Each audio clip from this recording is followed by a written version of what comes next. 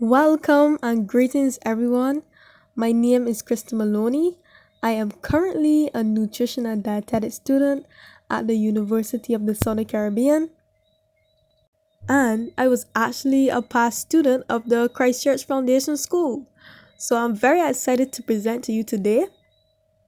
But first, I would like to thank your principal, Mr. McCarthy, for giving me this opportunity as well as permission to present to you all today, and your science teacher, Ms. Trimahan.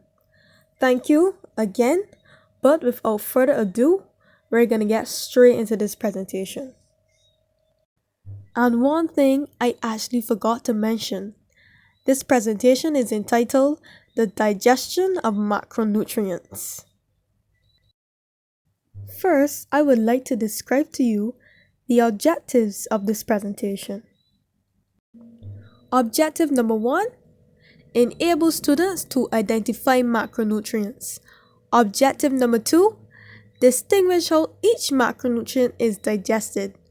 And objective number 3, give examples of each macronutrient.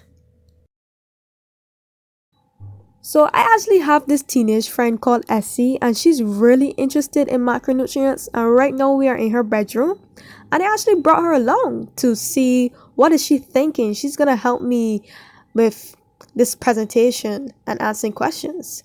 Hi Krista, can you teach me about the digestion of macronutrients? Of course, Essie, I can. But first we need to find out what is a macronutrient.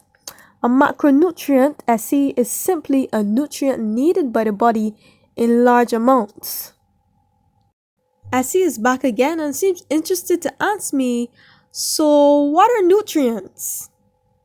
Don't worry, Essie, I'll be so delighted to answer that question. Nutrients are components of food needed for body functions. They provide energy, serve as building material. Now, Essie, it's important that you really get this. By building material, I don't mean a literal building. For example, if you are building a house, you may want bricks or wood. And those bricks or wood can build a strong house, right, Essie? Just like how we get nutrients from food, you may eat some chicken, and that nutrient of protein can help build and repair and grow up muscle. That is what is meant by the term serve as building material. Just expounding on my last point, Essie, nutrients maintain and repair body cells, and they support growth and development in young children like you, Essie.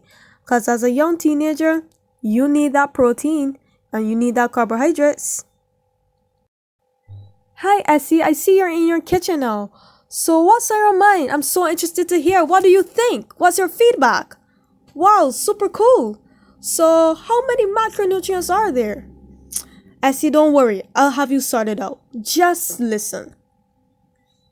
Essie, there are 3 macronutrients. Those 3 are carbohydrates, proteins, and fats. So Essie, what are you thinking now? Can I have some examples of a definition of each, please? Of course, Essie, I'll be so delighted to help you. What are carbohydrates? Carbohydrates are the most important source of energy for the body. That is why carbohydrates play a daily role in our activities. Second point, almost all the cells of the body use carbohydrates to distribute energy. And the third point is, but wait, can you guess what type of cells can only use carbohydrates for energy? Well, if you guess, the brain cells, nerve cells, and the red blood cells can only use carbohydrate for energy. Well, you guessed that right. That is why it is important you get sufficient carbohydrates, because it's vital just for simple daily living and daily activities. Well, we're back with Essie again. Let's see what she has for us. Essie asks, could you give me some examples, please? Of course, Essie. Examples of foods rich in carbohydrates include whole grain bread, pasta, rice, potatoes. Remember, Essie, these foods contain the most important source of energy for the body. And don't forget the main macronutrient which comes from them, which is carbohydrates. Wow, awesome sauce. Can you tell me about protein and fats? I'm really excited. Of course, Essie, I'll be so happy to share with you. Just sit down and relax. What are proteins, Essie? The bodybuilding or growth nutrient. Essie, by bodybuilding, I literally don't mean bodybuilding, but proteins help to strengthen and develop muscle. Every cell in the body contains protein. So cell needs carbohydrates for energy and cells needs protein to shape and develop its structure. And don't forget the last point, as growing adolescents, you need protein to form and develop muscle, skin growth, and body organs. Wow, I see we're really moving along and getting into a lot of detail. I hope you can keep up. Let's talk about examples of food rich in protein. Remember that chicken, fish, turkey, eggs, milk and nuts are all great examples of protein. Now moving on to fats, Essie. What are fats? Think of fat as a more concentrated source of energy than carbohydrate. By this I mean the secondary energy source to carbohydrate then. To further explain, Essie, if your body is not using carbohydrates as its main energy source, it's going to use the fat as its main energy source once enough carbohydrates are not there. That's why, Essie, as a growing adolescent, I'm really emphasizing you eat a proper breakfast, a proper lunch, and a proper dinner.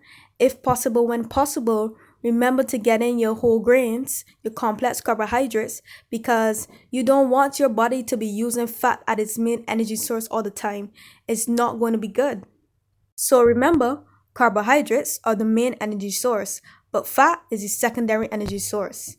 Moving on to the next point now. Fat surrounds and protects certain vital organs such as the kidneys, glands, heart, and the muscles. So that is why if you don't have a lot of body fat, for example, if you were to fall down, probably it would hurt bad if you don't have enough body fat around your bones to cushion that fall, to help impact that fall. Oh yeah, Essie, don't forget, fat also helps to keep the body warm. Examples of food rich in fat include avocado, sardine, bacon, and butter. However, your avocado and sardine is actually a better option of healthier fat rather than the bacon and butter. Your avocado and sardine contains unsaturated fat, which is good for heart health and development of the body. Your bacon and butter contains saturated fat, which contributes to non-communicable diseases. Wow, I see you're back so fast. You must be really excited. Wonderful! Can you tell me all about the digestion and how it relates to carbohydrates, proteins, and fats? Of course, Etsy. I know you're probably super stoked, so let's get into it. What is digestion, Essie? It is a series of catabolic steps in which enzymes secreted in the lumen of the gastrointestinal tract break down complex food molecules to their chemical building blocks. Okay, Essie, don't freak out. I'll explain it to you. When we look at the term catabolic, catabolic simply means to break down, Essie. So when we talk about digestion, we're simply talking about food being broken down inside of the body. Not only the body though, digestion starts in the mouth. Food is broken down from the time you put it in your mouth, you start to chew it. It's going down the esophagus via peristalsis through the intestinal tract. It reaches the stomach. You have certain enzymes acting on the food to break down this complex food molecule into a simple form so it can be dissolved into the bloodstream. But I was mentioning this to you earlier. Remember, nutrient comes from food and food can be digested in two ways. Essie, do you have any idea what are those two ways in which food can be digested? Way number one is mechanical digestion. What is mechanical digestion, Essie? Do you have any idea? This is the mixing of food in the mouth by the tongue. Mechanical digestion prepares food for further breakdown by enzymes by physically tearing the food into smaller particles. Remember earlier how I talked about digestion actually begins with chewing? Well, the proper term is actually mechanical digestion. You're chewing your food is actually called mechanical digestion. What is chemical digestion, Essie? Chemical digestion is the sequence of steps in which large food molecules are broken down into their building blocks by enzymes. These reactions are called hydrolysis reaction because water molecules is added to each to be broken. Water is necessary as a dissolving medium and a softening agent for food digestion. So, Essie, chemical digestion takes place in the stomach. And you have these different enzymes that react on the different food molecules in your stomach to simply get these foods into a simple form so that it can be dissolved into the bloodstream. So when a food is being broken down to its building block, that process is called the hydrolysis reaction. Okay, so let's get into some detail about the digestion of carbohydrates. Digestion of carbohydrates actually begins in the mouth. An enzyme called starch amylase splits carbohydrates into smaller fragments.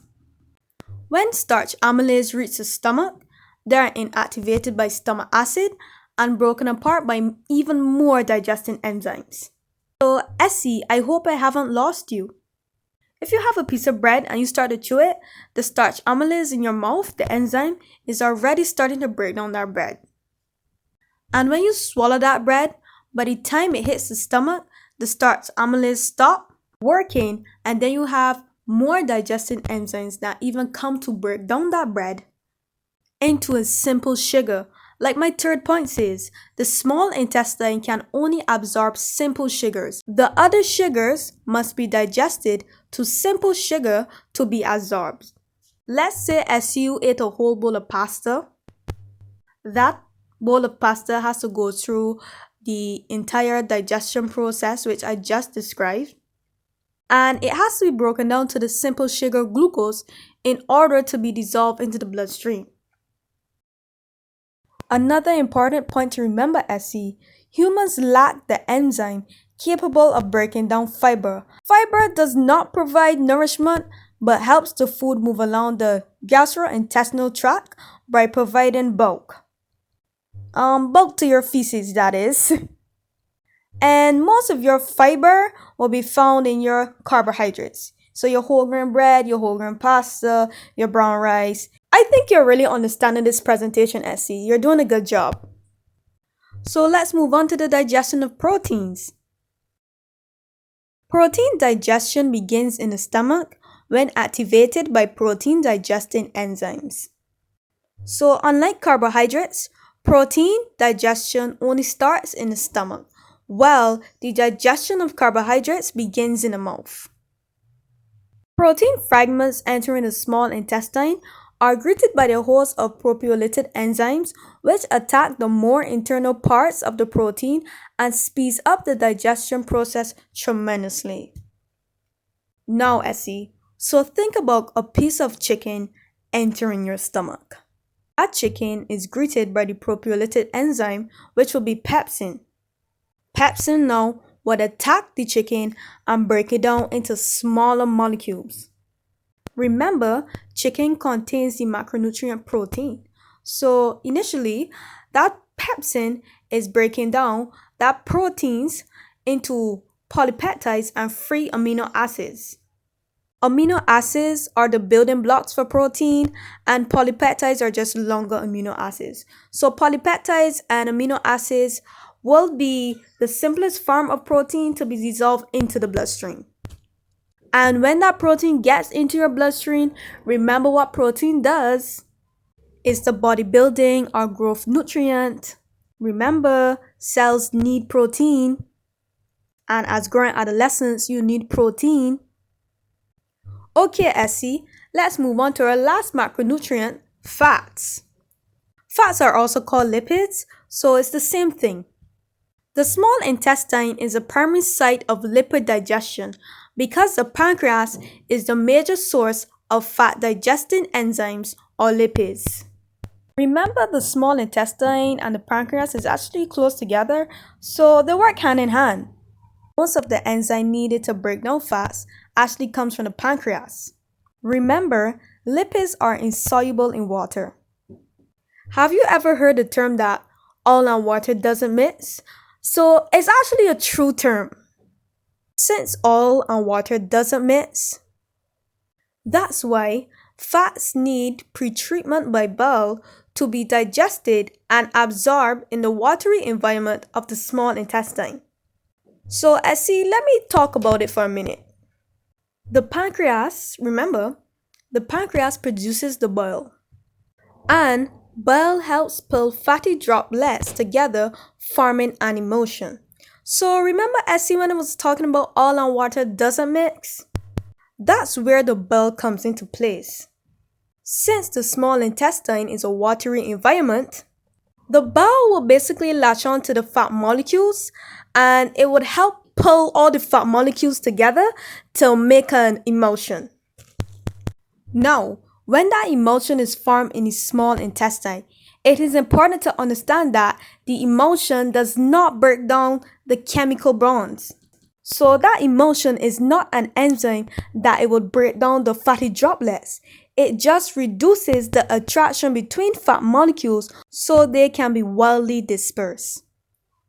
This process increases the number of fat molecules exposed to pancreatic enzyme. So basically the emulsion helps to place the fat in order, get the fat organized. When the fat is organized, then you have the pancreatic enzymes which come from the pancreas to attack these fatty droplets now to further break them down so that the bile is what completely digests the fat. When the digestion of fat is completed, it is broken down into a glycerol molecule and 3 fatty acids. This is what is dissolved into the bloodstream. Essie is back again. Wow, Krista, I am so excited to try foods rich with carbohydrates, proteins, and fats. Well, Essie, I am so happy you enjoyed the presentation. And I really hope when you eat at home or go out to eat, you think about these macronutrients and you think about how it's going to be digested in your body. But thanks for listening, Essie, and have fun!